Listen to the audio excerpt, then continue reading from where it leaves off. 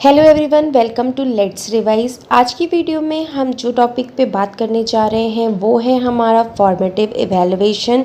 Formative evaluation जो topic है ये एजुकेशन की फील्ड में बहुत ही इम्पॉर्टेंट टॉपिक है, क्योंकि ये समझ लीजिए एक एजुकेशन का बेस ही है।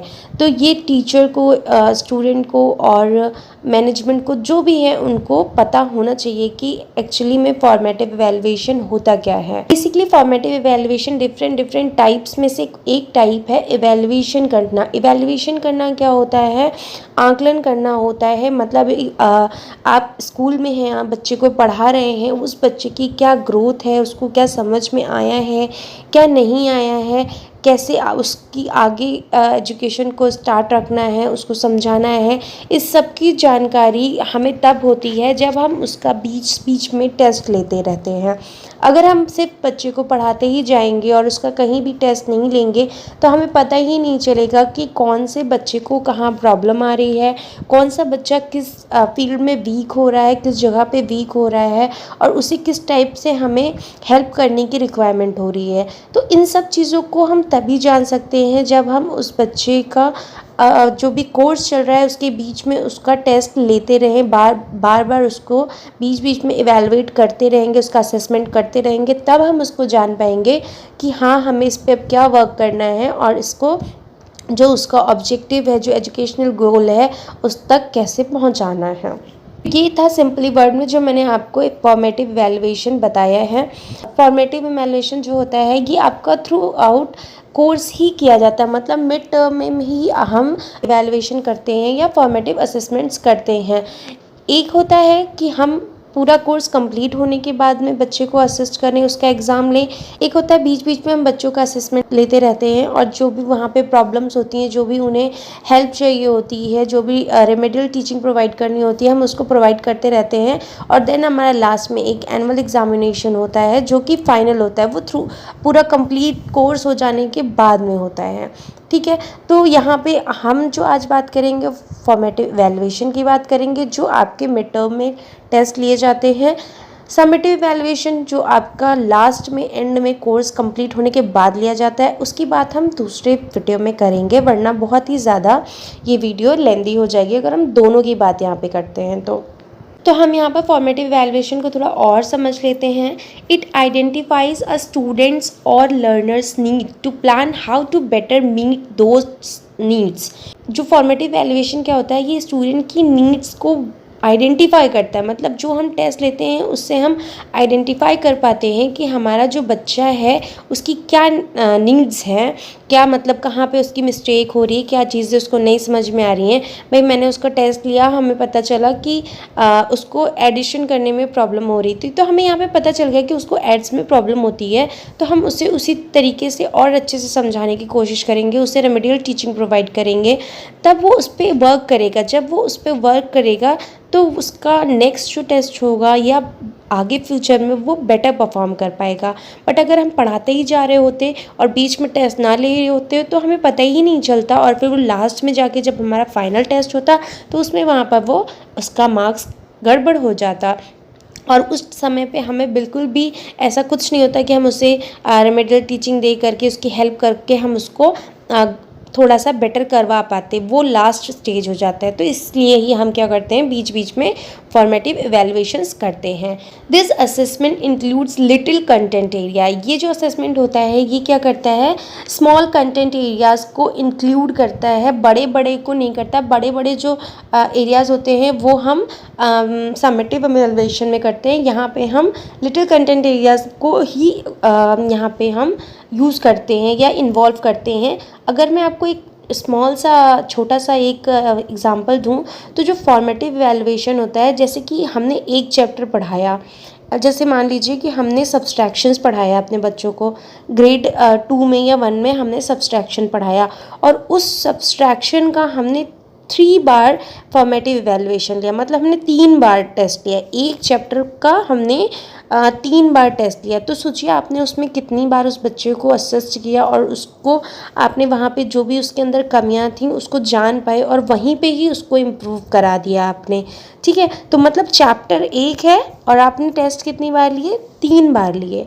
सेम चीज़ अगर हम समेटिव इवैल्यूएशन में करते तो वहाँ पे क्या होता कि चैप्टर 10 होते और टेस्ट हम कब ले रहे होते हैं, एक बार लेते हो, क्योंकि वो लास्ट में लिया जाता है। खैर यहाँ पे हम उसकी बात नहीं कर रहे हैं, बट हमें यहाँ पे उसको बताना इसलिए ज़रूरी था जिससे आप डिफरेंस समझ पाएँ। इसके बाद है formative evaluation is referred as educative assessment. It occurs over a period of time and monitors students' progress. Formative evaluation को हम एजुकेटिव असेसमेंट भी बोलते हैं। इसके बाद कुछ और पॉइंट्स हैं। अकर्स ड्यूरिंग लर्निंग प्रोसेस, मतलब जब प्रोसेस चल रहा होता है, हम पढ़ा रहे होते हैं, मतलब ये हमारा पूरा सिलेबस कंप्लीट नहीं हुआ होता, उसके बीच में ही हम इसका टेस्ट लेते हैं या हम फॉर्मेटिव एवैल्यूएशन करते हैं। allows teachers and students to pivot their strategies midstream, मतलब कि ये क्या करता है, स्टूडेंट एंड टीचर्स को मिड स्ट्रीम में ही एक डायरेक्शन दे देता है जिस तरफ उनको वर्क करना होता है। Identifies areas for improvement. इसके अलावा फॉर्मेटिव इवैल्यूएशन क्या हेल्प करता है कि वो उन एरियाज़ को भी आइडेंटिफाई करता है जिसमें इम्प्रूवमेंट की रिक्वायरमेंट होती है। जैसे कि हमने एडिशन में उसका टेस्ट लिया तो हमें पता चला कि हाँ उसको क्या क्या प्रॉब्लम्स हो रही है, ऐड करने में प्रॉब्लम्स हो रही हैं या कैरी वाले में प्रॉब्लम हो रही है, तो हमें वो एरियाज़ ही पता चल जाते हैं जहाँ पे बच्चे को प्रॉब्लम हो रही होती है। Gives opportunities for students to implement feedback. और टाइम होने की वजह से बच्चों को ये भी अपॉर्चुनिटी मिल जाती है कि जो भी उसका फीडबैक आया होता है वो उसको इम्प्लीमेंट कर पाते हैं। इसके बाद हम बात कर लेते हैं कैरेक्टरिस्टिक्स ऑफ फॉर्मेटिव इवैल्यूएशन की। फॉर्मेटिव इवैल्यूएशन की कैरेक्टरिस्टिक्स क्या क्या हैं, तो इट गिव्स और प्रोवाइड्स फीडबैक। देखिए कोई भी इवैल्यूएशन हो रहा है, टेस्ट हो रहा है, तो वो आपको फीडबैक ही बच्चे का प्रोवाइड करता है कि वो बच्चा कहाँ पर स्टैंड कर रहा है, क्या उसको प्रॉब्लम्स हैं, क्या रेमेडियल टीचिंग प्रोवाइड करनी है। तो ये क्या बेसिकली जो फॉर्मेटिव इवैल्यूएशन होता है वो फीडबैक प्रोवाइड करता है। नेक्स्ट है teacher made test are use. अच्छा, जो फॉर्मेटिव इवैल्यूएशन होते हैं इसमें जो टीचर मेड टेस्ट होते हैं, मतलब जो टेस्ट होते हैं उनको टीचर्स बनाते हैं, टीचर्स प्रिपेयर करते हैं और उन्हीं का यूज़ फॉर्मेटिव इवैल्यूएशंस में किया जाता है। थर्ड है आपका test items are prepare to cover limited areas.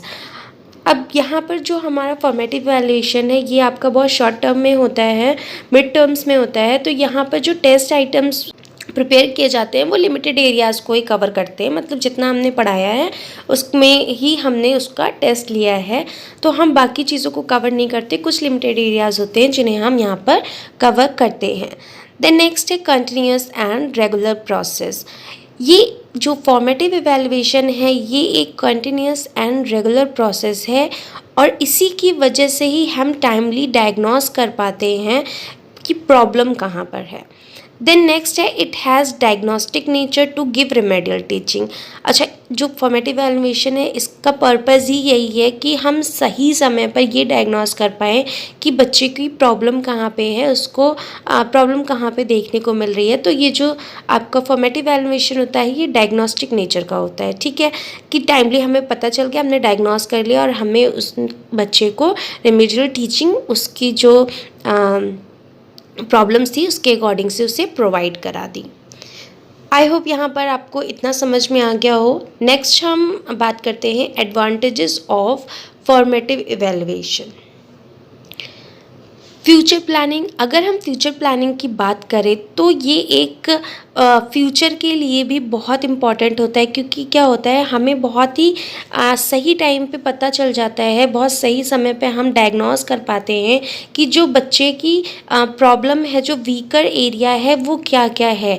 और हम जब हमें सही टाइम पे पता चल गया, एक अर्ली एज में हमें ये नॉलेज हो गई कि बच्चे की वीकर प्रॉब्लम्स कहाँ कहाँ पे, उसके वीकर एरियाज़ कौन कौन से हैं, तो हमने वहाँ पे उसको रेमेडियल टीचिंग प्रोवाइड कर दी।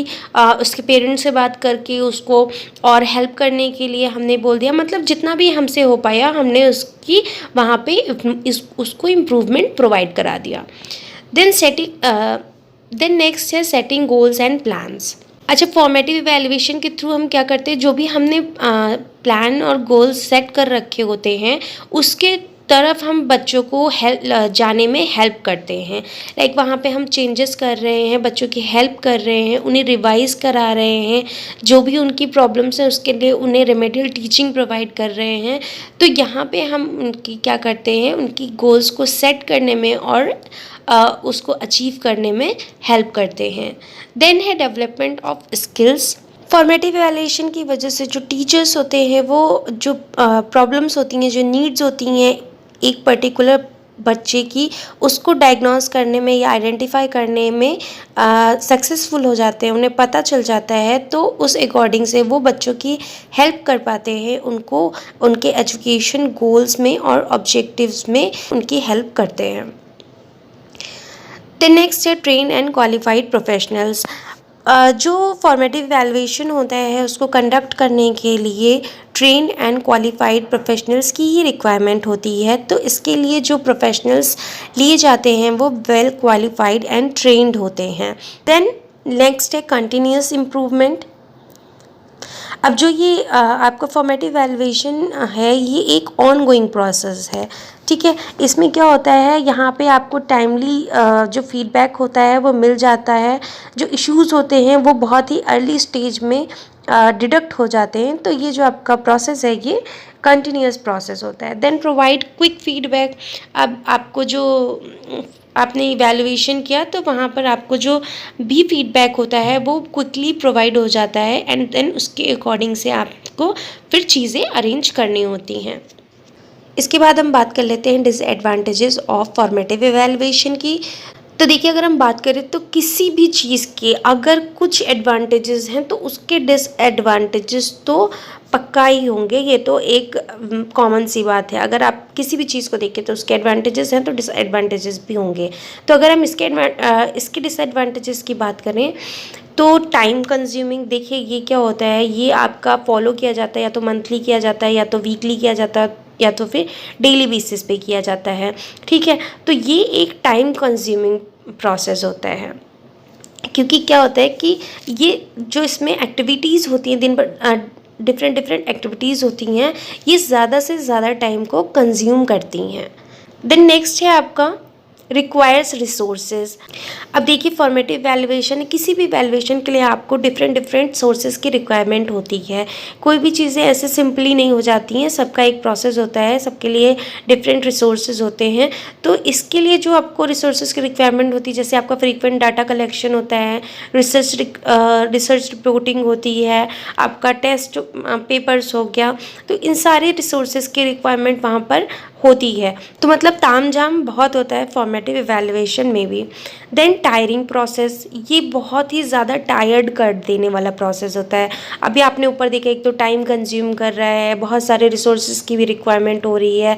देन इसमें क्या होता है, आपका प्लानिंग होती है, वर्किंग होती है, ठीक है। तो और टाइम टू टाइम आपको चेंजेस भी करने होते हैं, बहुत फ्रीक्वेंटली भी होता है। ऐसा नहीं है कि भाई हाँ साल में एक बार हो रहा है, आपने डेली बेसिस पे भी ले रहे हैं। तो ये एक टायरिंग प्रोसेस होता है।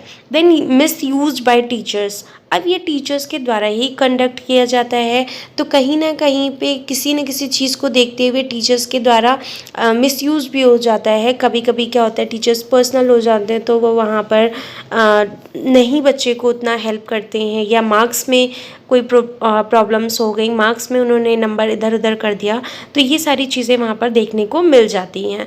देन है आपका fifth, lack of facilities and coordination. देखिए, फॉर्मेटिव इवैल्यूएशन भी कोई छोटा नहीं होता है, यहाँ पे भी आपको चीज़ों की रिक्वायरमेंट अच्छी खासी होती है। तो स्कूल्स में लैक ऑफ फैसिलिटीज़ और कोऑर्डिनेशन की वजह से भी ये प्रॉपर कंडक्ट नहीं हो पाता है, ठीक है।